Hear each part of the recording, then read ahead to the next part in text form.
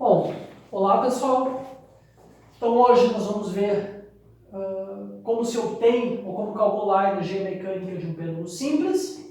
Tá? Então eu quero mostrar para vocês como a gente pode calcular a energia potencial gravitacional e a energia cinética da massa M, que oscila lá no pêndulo. E, bom, por que fazer isso? Qual é a motivação de fazer isso? Por meio da energia mecânica, então, é possível obter informação acerca da posição e da velocidade da massa, mesmo em situações em que a amplitude de oscilação não é pequena. Tá? Então, as equações que a gente obteve na última aula para o movimento harmônico simples de um pêndulo valem só quando a amplitude de oscilação é pequena. O que eu vou fazer aqui vale em situações mais gerais, mesmo quando a amplitude de oscilação é grande. Certo? Vamos começar então estudando a energia potencial gravitacional. Então tem um pêndulo aqui, não tem a resistência do ar. Então a única interação aqui é a energia potencial que existe, a energia potencial de interação entre o planeta Terra e a massa M. Tá, o módulo dessa força nós vamos tomar a força como sendo aproximadamente constante, a gente está próximo da superfície da Terra, então o módulo da força gravitacional é mg. E, bom, eu quero calcular, assim como a gente fez em outras situações, a gente precisa determinar a variação de energia potencial entre uma situação que a gente gosta de chamar inicial e final. Aqui eu chamei de situação 1 e situação 2, porque eu não quero usar essa nomenclatura de inicial e final. É a variação de energia potencial entre duas configurações do pêndulo. Então, considerei uma configuração em que eu tenho um certo ângulo θ, aqui diferente de zero, e a configuração de equilíbrio, quando o pêndulo se encontra perfeitamente na posição vertical e o θ é igual a zero. Certo? Então eu quero calcular a variação de energia potencial gravitacional. Eu vou colocar aqui. A gente quer calcular o delta UG, que vai ser UG2 menos UG na situação 1. Certo? Então é essa variação de energia potencial gravitacional que a gente vai calcular. Ora, a força gravitacional é uma força conservativa. Então, logo, a variação de energia potencial gravitacional entre quaisquer duas configurações é igual a menos o trabalho que a força gravitacional faz ao longo da trajetória. Então, imagina que a gente tem aqui a minha massa M do pêndulo simples oscilando. Eu preciso calcular o trabalho quando essa massa se desloca daqui até o ponto inferior, o ponto de equilíbrio. Certo? Como a força é conservativa, o trabalho ele independe da trajetória que a partícula faz. O que significa isso? Eu posso escolher qualquer trajetória para calcular o trabalho. Tá? Vejam, essa trajetória curva, a partícula faz uma trajetória curva, então quando ela se desloca daqui até aqui, ela faz um arco. Isso aqui é um arco, o pêndulo ele está de certa forma rotando, de certa forma não, ele está rotando em torno do nosso ponto P, em torno desse eixo que passa pelo ponto P. Então isso aqui essa trajetória pontilhada que o pêndulo faz é um arco, é um pedaço de circunferência, é um arco de circunferência. Ora, eu não vou calcular o trabalho ao longo desse arco de circunferência, eu não preciso fazer isso. Porque o valor do trabalho ele independe da trajetória, então eu posso escolher qualquer trajetória, mesmo uma trajetória que o pêndulo não faz. Tá claro? A trajetória que eu vou escolher para calcular o trabalho, quando a partícula se desloca daqui até aqui, vai ser a seguinte trajetória. Eu vou imaginar que a minha partícula se desloca ao longo da horizontal até esse ponto aqui. Então, vou chamar esse aqui de vetor de deslocamento R1, e depois minha partícula sai desse ponto aqui e vai até aqui. Eu vou chamar isso aqui de R2. Mas o pêndulo não faz essa trajetória. Não importa. A massa ela se desloca ao longo desse ponto até esse ponto. O trabalho independe da trajetória. Eu vou escolher uma trajetória que eu sei fazer o cálculo. Tá certo? Então, essa é a minha trajetória fictícia que eu vou imaginar que a partícula faz para chegar até esse ponto. Eu vou calcular o trabalho ao longo dessa trajetória aí. Certo? Então, trabalho ao longo ao longo de... Vou botar assim, ao longo da primeira parte da trajetória, quando a partícula sai daqui e vai até aqui. Ora, o trabalho ao longo dessa trajetória, que eu chamei de VG1, ele vale simplesmente 0. Tá? Lembrem que agora a minha força gravitacional ela é uma força constante. Tá? Então, ao longo dessa trajetória, a relação, o produto escalar entre FG e R1 é sempre o mesmo. Esse produto vai ser... Tá? Lembrem que o trabalho é o produto escalar da força pelo vetor de deslocamento. Tá? Ou por um vetor infinitesimal dr. Mas aqui eu tenho que simplesmente, para cada deslocamento dr, eu não preciso fazer isso. Né? Então a força, o produto escalar ele é sempre... eu preciso simplesmente tomar como uma força constante o produto escalar de Fg vezes R1, tá? Vezes o vetor de deslocamento, porque a força permanece constante nesse deslocamento. Tá? Então, esse produto escalar é 0, vai ser o módulo da força, o módulo de R1 cosseno entre a força e R1, que vale 90 graus.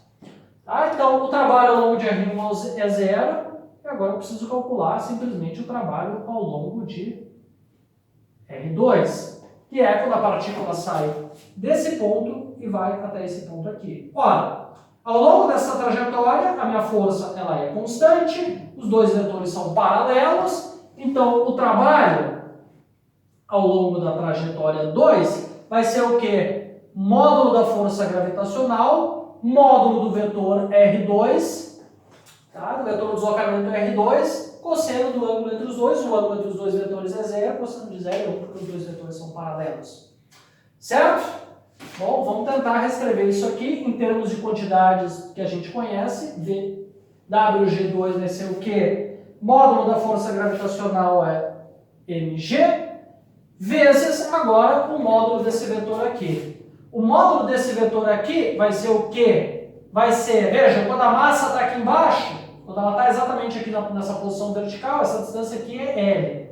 Tá? Então, essa distância aqui, ó, o módulo desse vetor, vai ser esse comprimento aqui menos esse comprimento aqui. Então, esse comprimento aqui é simplesmente o comprimento do fio menos esse comprimento aqui.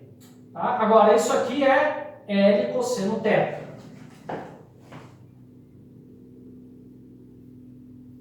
Certo? Então, esse é o trabalho ao longo da trajetória 2. O trabalho agora da força que a força gravitacional faz quando a partícula se desloca daqui até aqui é simplesmente a soma dos dois trabalhos, que é igual ao trabalho ao longo da trajetória 2. Tá? Então, eu obtenho assim que o trabalho da força gravitacional é simplesmente isso aqui, né?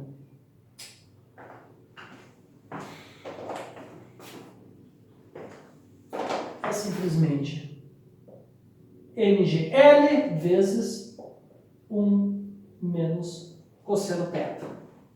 Tá? E daqui, imediatamente, eu obtenho que ΔUG é igual ao quê? Menos isso aqui. Então, vai ser mgl vezes cosseno θ menos 1. Esta é a variação da energia potencial gravitacional quando, ao longo desse deslocamento da partícula. Então, ela sai daqui e vai até aqui. Certo? Notem que o ângulo θ ele é menor que 90 graus, isso aqui é menor que 1. Tá? O ângulo θ é menor do que 90 graus, isso aqui é menor que 1, logo isso aqui é negativo, ΔUG é negativo, o que faz sentido físico. Porque a minha partícula de massa M, ela está, quando ela se desloca daqui até aqui, ela se aproxima do planeta Terra, se aproxima do centro da Terra, logo a energia potencial gravitacional deve diminuir, logo o ΔUG deve ser negativo. Certo? Tá? Então, isso é completamente consistente com o que a gente aprendeu até aqui sobre energia potencial gravitacional. Tá? Vamos fazer agora uma definição, assim como em outros problemas a gente sempre fez uma escolha para onde seria, para qual configuração do sistema eu teria o zero de energia potencial. Tá? Então, a gente... Lá na Física 1 a gente tomava o zero como sendo arbitrário, muitas vezes em vários problemas a gente colocava, olha, a energia potencial gravitacional é zero na superfície do solo. Depois, quando a gente estudou a energia potencial gravitacional entre duas partículas, tá, considerando que a força gravitacional é uma força que varia com a distância entre as partículas, Tá? Isso no nosso tópico de gravitação, a gente viu que era mais conveniente tomar a energia potencial gravitacional como sendo zero, quando as partículas estão infinitamente afastadas. Aqui eu vou fazer uma outra escolha, que é tomar a minha energia potencial gravitacional como sendo zero, quando a partícula se encontra no mais próximo possível da Terra. Ou seja, nesta configuração aqui, que é a configuração de equilíbrio, eu vou tomar a energia potencial como sendo zero nessa configuração. Tá? Então nós vamos, vejam, nós vamos escolher, eu vou escrever aqui para deixar isso aqui bem claro que é uma escolha arbitrária, mas é uma escolha que a gente vai sempre usar, tá? Porque ela é muito conveniente, ela é bastante conveniente. Então a escolha é o seguinte, ora, o G na configuração que eu chamei de 2, que é quando θ é igual a zero, tá? Vou deixar isso aqui bem explícito, eu vou tomar essa energia potencial, vou escolher como sendo zero. Tá? Agora eu tenho o seguinte, tá? O meu delta UG, que é igual a UG2 menos UG1, tá? Isso aqui é igual, de acordo com a nossa expressão, a MGL vezes cosseno θ menos 1. Tá? Agora, com a minha escolha, tá? com essa escolha que a gente fez, a gente chama isso de calibre, tá? Para essa calibração da energia potencial, essa escolha da energia potencial ser zero no equilíbrio estável, eu obtenho então que o G1, que é a energia potencial gravitacional quando o pêndulo se encontra deslocado de um ângulo θ qualquer, tá? Então eu vou chamar isso aqui agora de UG, a energia potencial gravitacional quando eu tenho um deslocamento angular θ. Isso aqui vai ser igual a menos o que eu tenho do lado direito. Então eu obtenho que a energia potencial gravitacional quando o deslocamento angular vale um θ qualquer, isso aqui vai ser igual a MGL 1 menos cosseno θ. Certo? Essa aqui é a expressão mais conveniente, tá? Para se calcular a energia potencial gravitacional. Tá?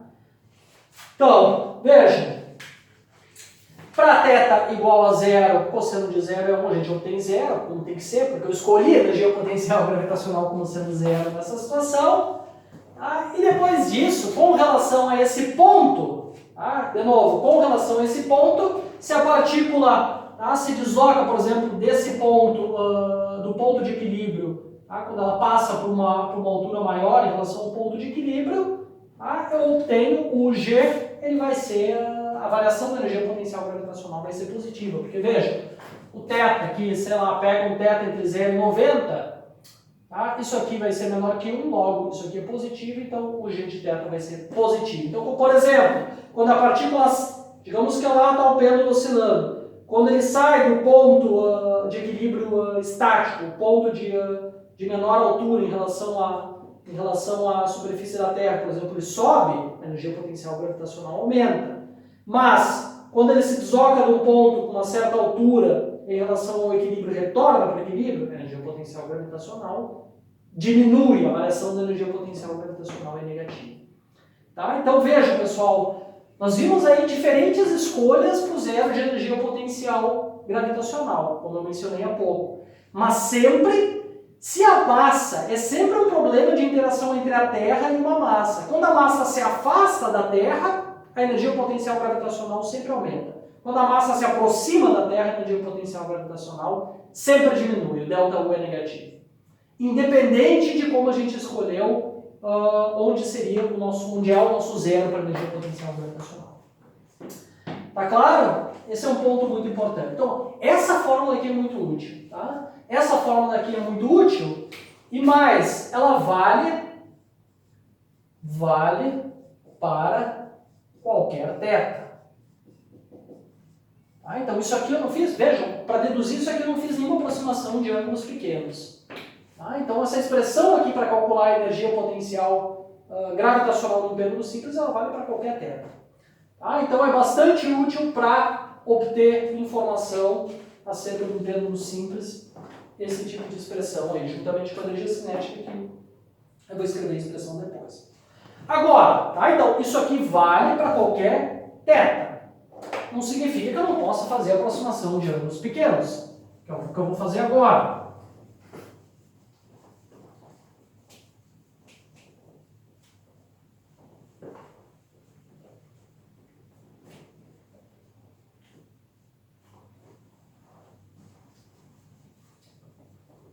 Bom, não sei se foi uma boa até apagar isso aqui, espero que tudo bem.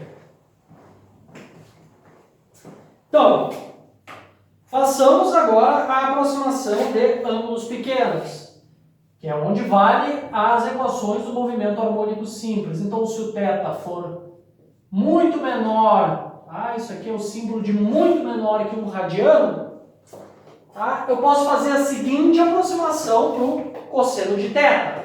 Vejam, o cosseno de zero, ele é 1.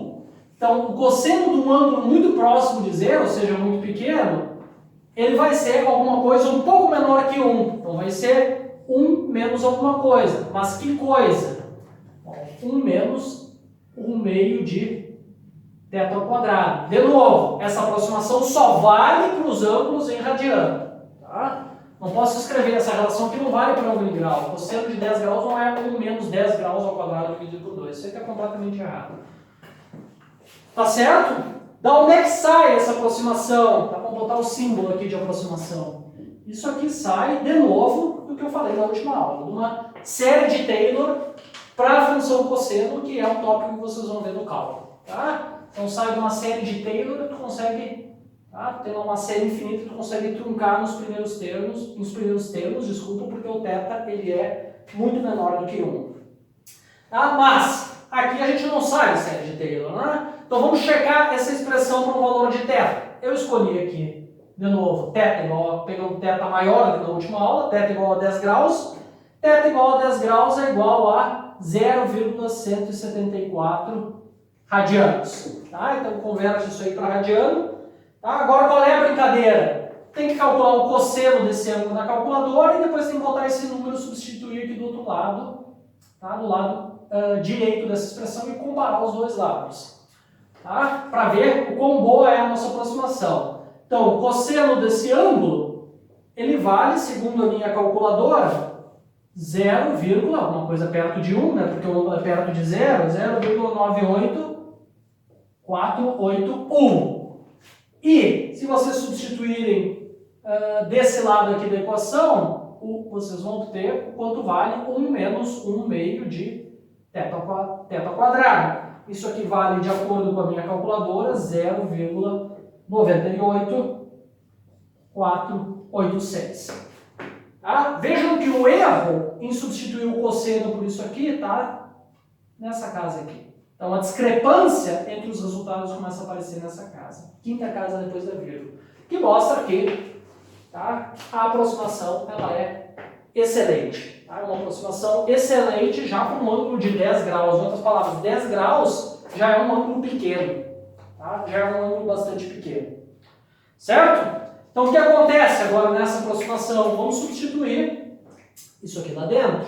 Tá? Então, nessa aproximação, primeiro, quando o ângulo é pequeno, imediatamente a gente sabe da última aula que o movimento do pêndulo é um movimento harmônico simples. Tá? Então, é um movimento harmônico simples. Vamos substituir isso aqui lá dentro. O que a gente obtém? Então, o g de θ, nesse caso, vai ser igual a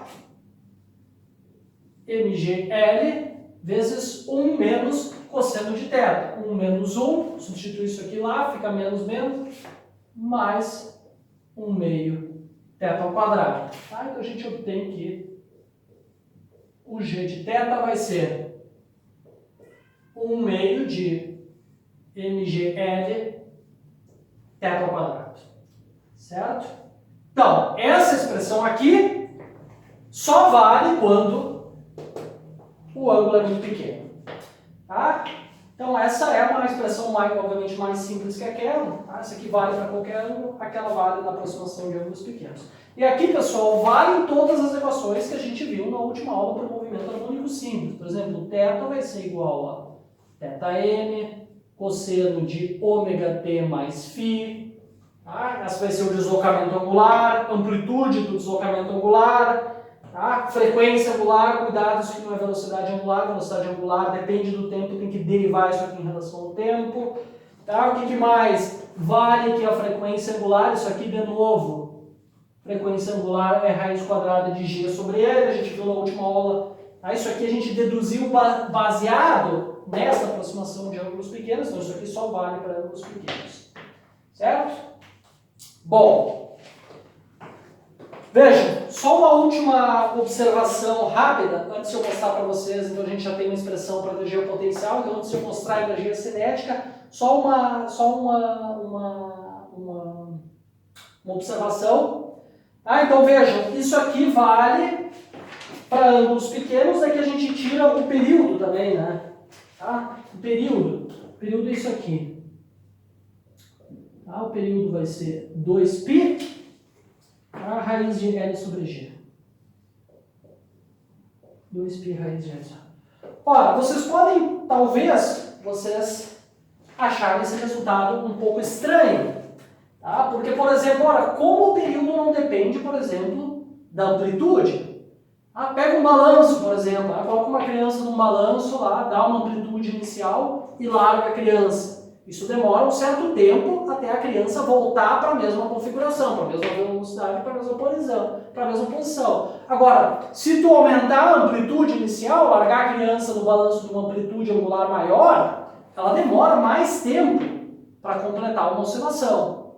Tá? Então, parece estranho que, como é que o período, que é o tempo para completar uma oscilação, não depende da amplitude. Ora, isso aqui só vale para ângulos pequenos. Tá? E essa é, na verdade, um fato interessante. Isso aqui não depende da amplitude quando a oscilação for muito pequena. Para oscilações grandes, tem que resolver a equação que a gente viu na última aula. Aceleração igual a menos ômega ao quadrado vezes x, tem que menos ômega ao quadrado vezes seno de θ, aceleração angular menos ômega ao quadrado vezes seno de θ, tem que resolver essa equação. Tá? E daí se obtém que, de fato, para ângulos grandes, o período passa a depender da amplitude. Depende como? A primeira, tem uma aproximação que é a seguinte, a primeira correção devido à amplitude é isso aqui, 1 sobre 16 vezes amplitude angular ao quadrado. Tá? Então, essa é uma expressão que vale para ângulos maiores, essa aqui não é a solução, digamos assim, exata do problema, para o período. Essa aqui também é uma solução aproximada, mas ela já nos dá a informação de como T depende da amplitude. Isso aqui vale fora quando o ângulo é muito pequeno, isso aqui tu pode jogar fora. Se o ângulo é um pouquinho maior, e tu incluir isso aqui, tu já tem o resultado passa a depender da amplitude e tem uma aproximação melhor do que essa aproximação quando isso aqui porque isso aqui, quando a amplitude é muito pequena, esse número aqui é muito pequeno, tu pode jogar ele fora. Tá? A gente obtém o seu resultado anterior. Então, se tu tem uma amplitude um pouco maior de oscilação e tu quer uma aproximação melhor no teu período, tu inclui esse termo aqui. Tá? Eu só quero ressaltar que isso aqui também é uma aproximação para ângulos pequenos, mas nem tão pequenos. Tá? Para te obter o resultado exato do período, tem que resolver a equação do oscilador harmônico, que é uma equação não linear, bastante complicada de ser resolvida. Tá? Que foi o que eu coloquei na última aula. Bom, e a energia cinética como fica? Tá? E a energia cinética?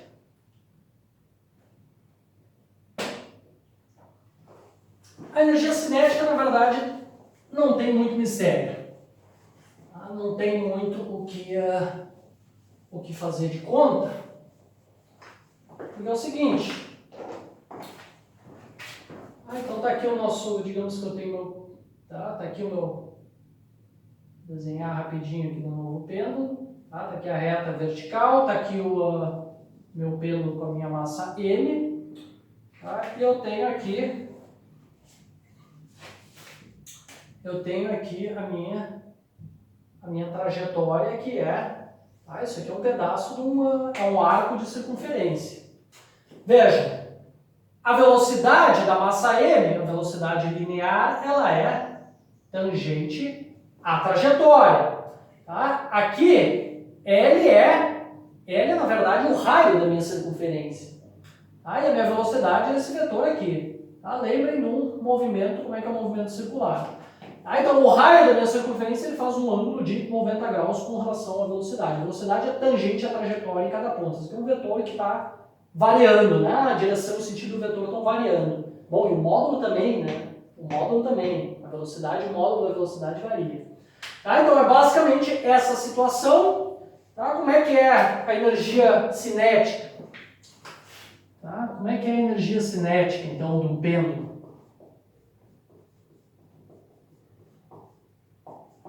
A K, que é a função de T, vai ser o quê? Bom, 1 meio massa VT ao quadrado.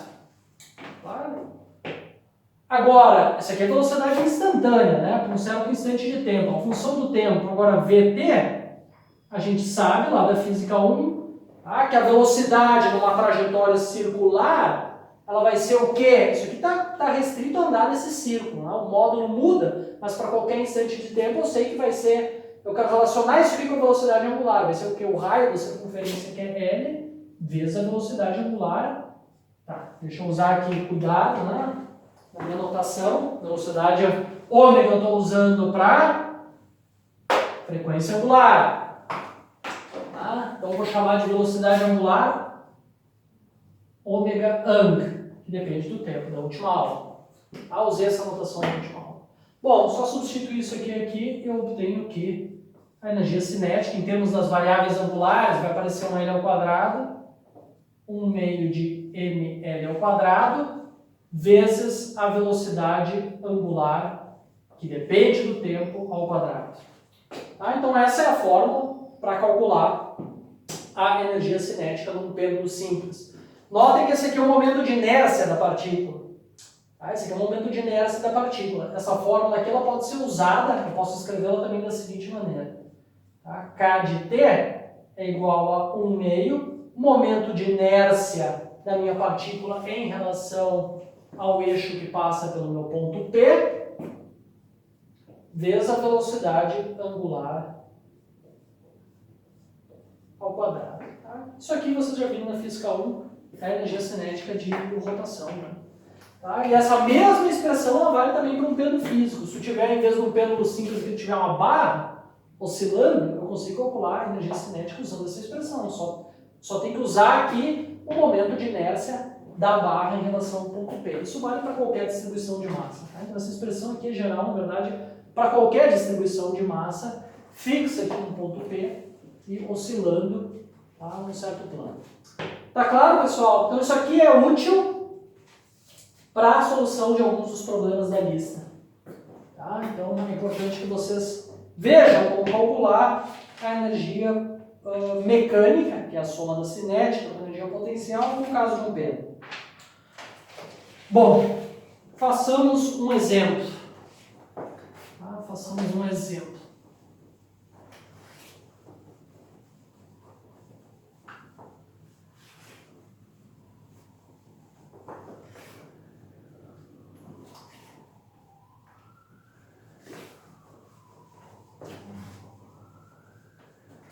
Tá? Eu vou fazer um exemplo de pêndulo físico.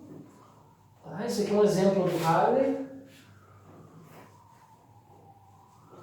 Tá? Esse é um exemplo do Hartley. Tá? Edição 9.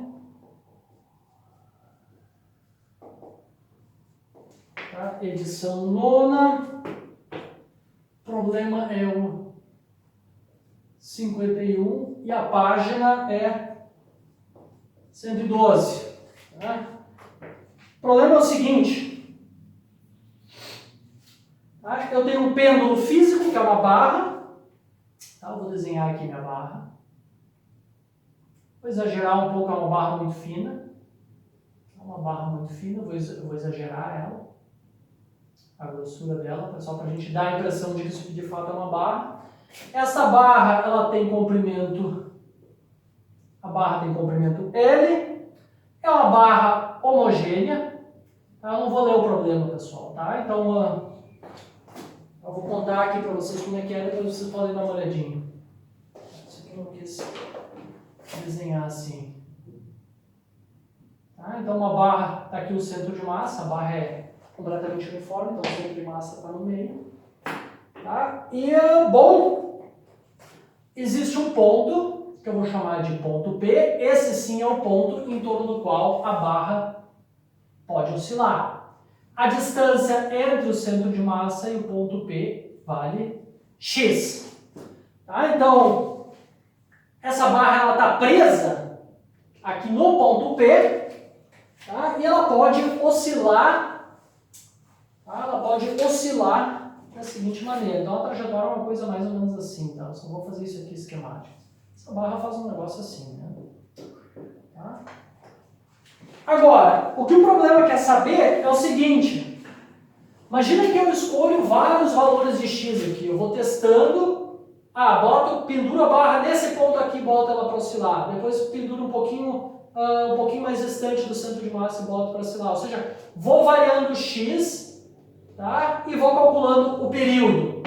A pergunta do problema é o seguinte: para qual valor de x, como é que eu tenho que escolher essa distância x entre o centro de massa e o ponto onde eu vou fixar a barra para que ela fique oscilando? Como é que eu tenho que escolher esse valor de x para que o período seja o menor possível?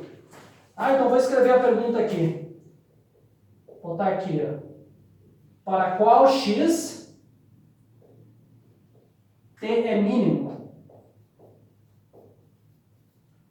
É esse o problema. Tá? É esse o problema. Tá? Bom, o problema também nos fornece o momento de inércia de uma barra homogênea em relação ao centro de massa, que vale 12, 1 sobre 12, ml ao quadrado, né? Então aqui eu tenho ml ao quadrado, L ao quadrado, tanto faz. Certo? O problema também nos informa que o ângulo é suficientemente pequeno, vamos anotar aqui, barra faz um MHS. Um detalhe importante, a gente sabe que o pêndulo em geral não executa um movimento harmônico simples, aqui as oscilações, o ângulo, a amplitude é suficientemente pequena que o movimento da barra é um movimento harmônico simples. Certo? Bom, vamos ver como é que a gente resolve esse problema. Então a pergunta é muito simples, né? Conceitualmente o problema é muito simples. Olha, para qual valor de x o período é mínimo? Como é que a gente faz? Primeira coisa é tentar expressar... Tá? Bom, veja que não tem nenhum número, né? Então, o x tem que ser dado, o valor de x tem que ser dado em termos de L. Eu vou chamar de M a massa da barra. L é um dado do problema. Tá? L é um dado do problema. Vou escrever aqui, ó. Dado. O comprimento da barra é um dado do problema. Certo? Então, eu quero saber para qual valor de x o período mínimo. X dado em termos do comprimento da barra. Tá? Então, a primeira coisa é escrever o período em termos de x. Tá? Veja, como a barra faz o MHS, imediatamente isso aqui implica que o período nesse problema é dado por 2π raiz quadrada do momento de inércia, tá? Essa expressão a gente viu na última aula, momento de inércia em relação ao ponto P, que é onde a barra está fixa e pode oscilar em torno desse ponto, mg vezes x. Tá? Então na última aula aqui tinha h, bom, agora a gente só chamou de outra coisa x. Tá? Que é a distância entre o centro de massa e o ponto onde a barra é fixa. Tá? Então, essa expressão a gente viu na última aula. Bom, qual é o problema? Bom, não tem muito problema, mas o momento de inércia, ele depende, né? A primeira coisa, se eu quero saber como t depende do x, eu tenho que ver como é que o momento de inércia dessa barra depende do x, da distância do centro de massa em relação a p. Certo? E para fazer isso a gente usa uma equação lá da Física 1, que é o teorema dos eixos paralelos. Tá? Porque vejam, a barra quando ela oscila, ela pode, na verdade ela está fazendo, como eu já enfatizei aqui várias vezes, um movimento de rotação em torno do eixo que passa por P. Agora, esse é um eixo paralelo a um eixo que passa pelo centro de massa. A gente conhece o momento de inércia em relação a um eixo perpendicular à barra que passa pelo centro de massa. Tá? Embora eu não tenha falado isso, eu tenho que especificar, né, qual é o eixo. Tá? O momento de inércia depende da minha escolha do eixo. Tá? Então eu tenho que especificar com relação a qual eixo que vale essa expressão para o momento de inércia em relação ao centro de massa. Bom, um eixo passando perpendicularmente à barra. Tá? Então, esse eixo que passa por aqui é paralelo ao eixo que passa por P. Então, eu posso usar o teorema dos eixos paralelos. Este teorema me diz que o momento de inércia em relação ao eixo que passa por P, que é um eixo paralelo ao eixo que passa pelo centro de massa, é igual ao momento de inércia em relação ao centro de massa, mais a massa total da minha distribuição de massa, vezes a distância entre o centro de massa, entre a distância entre os dois eixos. Né? Tá aqui um eixo, está aqui um outro, a distância é x. Tá? Isso aqui tem que ser ao quadrado, né? Sim. Tá? Então, isso aqui a gente conhece, eu vou substituir aqui. Então, a gente obtém isso aqui, vale momento de inércia em relação a P, mais massa x ao quadrado. Pronto, agora eu sei como o momento de inércia depende de x. Vamos substituir isso aqui dentro. Tá? Vocês vão obter o seguinte. Isso aqui vai ser 2π vezes raiz de... vai dividir aqui por m, né? Tem um m aqui, eu vou poder dividir cada termo da minha expressão por m. Isso aqui vai dar L ao quadrado dividido por 12, mais x ao quadrado dividido por gx. Certo? Eu vou tirar esse raiz de g para fora e vou dividir tudo por x. Tá? Eu vou obter o que eu vou chamar agora, isso aqui é o período em função de x. Então isso aqui vai ser o quê? 2π dividido por raiz de g. Tá? Eu vou tirar isso aqui para o g não está... tem sido um g aqui dentro, então sai uma raiz de g se eu quiser. Eu quero separar o que depende de x do que não depende. E aqui eu vou dividir isso por x, isso por x. Então vai ficar raiz quadrada de L ao quadrado dividido por 12x mais x ao quadrado dividido por x, que vai ser x. Certo? Essa é a expressão para o período. Tá? Tem várias maneiras de reescrever essa expressão. Eu escrevi de uma maneira aí que eu achei que era a mais conveniente. Tá? Então, essa é a expressão para o período em função de x.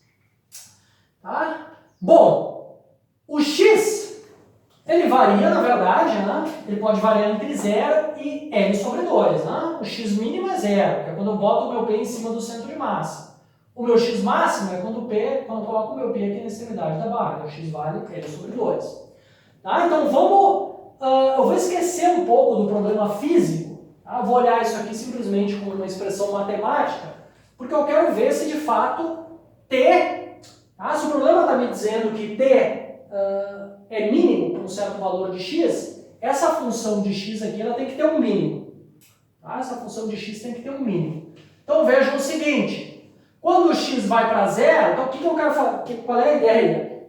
Eu acabei eu mesmo me atrapalhando. Eu quero esquecer um pouco que o x está entre 0 e L dividido por 2, tá? E vou considerar o x entre 0 e infinito. Porque eu quero olhar simplesmente se essa função tem ou não tem um mínimo.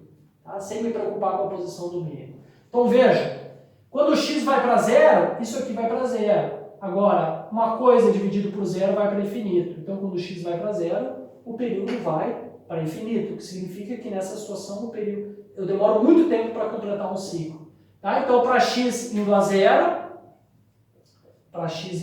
o que acontece? O t de x vai para infinito. Vamos pegar outra situação extrema, que é quando o x vai para infinito. Quando o x vai para infinito, o que acontece? Isso aqui vai para 0, isso aqui vai para infinito.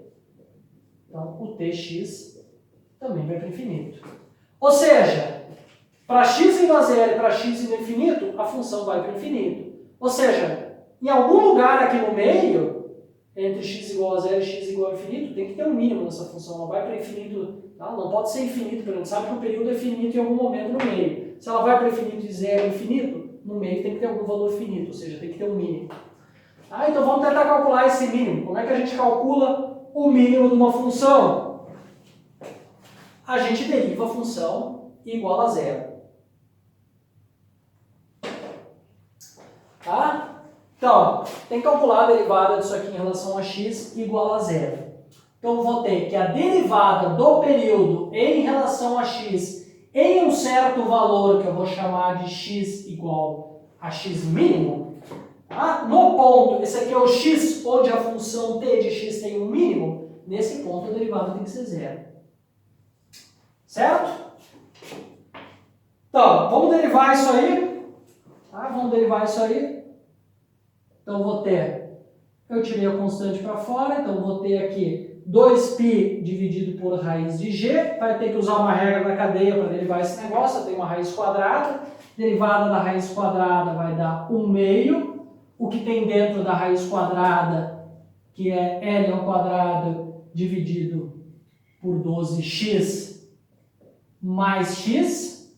Isso aqui na menos 1/2. Tá? Então, veja. Derivada disso aqui cai 1/2. Menos 1 no expoente vai aparecer menos 1/2. Agora, vezes a derivada do que está aí dentro.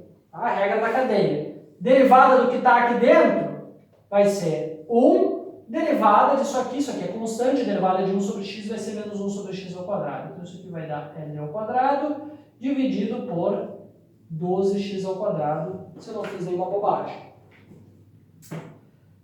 Certo? Tá? Parece que não fiz nenhuma bobagem. E tudo isso, tá? Vejam, é a derivada calculada no mínimo, quer dizer, então é tudo isso calculado em x igual a x mínimo. Tá? Então é só substituir aqui o x igual a x mínimo, eu vou rearranjar um pouco os termos, e o que a gente vai obter é a seguinte equação, que eu vou escrever aqui. Tá? A gente vai obter a seguinte equação. π dividido por raiz... não vai caber a equação, não vai caber. Tá? Eu vou apagar isso aqui. Tá? Então, seguindo para cá, a gente obtém a seguinte equação. π dividido por raiz de g, tá? Porque esse 2 aqui corta com esse 2. Ah, bom, eu só reescrevi isso aqui, né? No numerador eu vou ter 1 menos L ao quadrado dividido por 12x mínimo ao quadrado dividido por, tá? Aqui eu tenho menos, então eu posso colocar isso aqui no denominador com o expoente positivo. Isso aqui vai ser L ao quadrado dividido por 12x mais x. Mínimo, né? Porque eu estou calculando isso no x igual a x mínimo. Tudo isso tem que ser igual a zero. Essa é a equação que eu obtive para o x mínimo, que é o ponto onde a derivada de t é igual a zero. Certo? Agora, o x é... Opa, aqui faltou um x mínimo, né? O x ele varia entre 0 e L sobre 2. Tá? Então, se eu obter uma solução, por exemplo, que é maior que L sobre 2... Desculpa. Bom, essa solução não é física, né? O x máximo ele tem que estar entre 0 e L sobre 2. Veja, o x, em todo caso, ele é, de qualquer maneira, ele é positivo. Então, isso aqui é positivo. Tá? Então, isso aqui não interessa nada para a solução. Eu tenho que pensar o seguinte, olha, para qual o valor de x que se eu substituir aqui dentro eu obtenho zero? Bom, o valor de x que zera essa equação é o valor de x que zera o numerador, porque o denominador nunca é zero. Tá? Então, a condição, o valor de x, que é a solução dessa equação, é tem que satisfazer a seguinte equação. 1 menos L ao quadrado dividido por 12x mínimo ao quadrado é igual a zero. Tá? Então aqui agora é só isolar o x mínimo, vocês vão obter o seguinte. O x mínimo é igual a L dividido por raiz de 12. Tá? Então essa é a solução do problema. L dividido por raiz de 12, só para a gente checar, né? Se eu não ultrapassei o meio, né? Porque o valor máximo do x mínimo para ele ser físico é L dividido por 2. Tá? Então isso aqui é aproximadamente 0,29 vezes zero. Tá? 0,3 vezes zero. Então o ponto é alguma coisa bem, mais ou menos aqui, né? Mais ou menos aqui. Isso aqui é 0,25, eu estou no meio, um pouquinho para cá. Nesse ponto aqui, o período é o menor possível. Tá? Em algum lugar por aqui, né? Quando x vale 0,3L. Tá? Essa é a escolha de x, onde o período de oscilação é o menor possível. o que significa que o sistema, nesse ponto, para essa escolha do meu x, para essa escolha onde eu fixo a minha barra, ela oscila mais rápido do que em qualquer outra situação. Tá certo, pessoal? Vocês podem fazer um gráfico, podem fazer pelo menos um esquema do gráfico de t em função de x, ou coloca no computador o gráfico para ver com que ele se parece, vocês vão ver que de fato essa função tem um mínimo, o mínimo está localizado exatamente, podem escolher o valor de L, né? E vocês vão ver que o mínimo vai estar localizado exatamente nesse valor aqui. Uma última observação sobre esse problema. Notem que é um ponto interessante, que é uma coisa que eu comentei rápido na última aula, o período. O período, ele essa relação, ela fornece uma outra maneira de medir a aceleração gravitacional de um planeta, por exemplo. Porque se eu conheço o x, eu conheço o momento de inércia. Para mim conhecer o momento de inércia, eu tenho que pesar a barra e tenho que medir a barra. Então, o M e o L é fácil de obter. O x eu consigo também medir. É bastante fácil. Eu obtenho valores numéricos aqui. Basta eu isolar o G e escrever o G em função de T. Eu vou lá, largo a minha barra, meço o período com o cronômetro e eu obtenho uma expressão para o G. Uma expressão não, um valor numérico para o G. Então essa aqui é uma expressão bastante interessante também para medir a aceleração gravitacional, não só da Terra, como de qualquer outro planeta.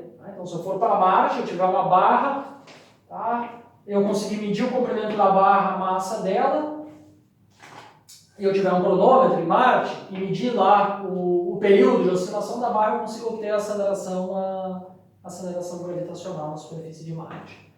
O que é uma informação, eu espero, que sirva para alguma coisa na minha eventual sobrevivência em Marte.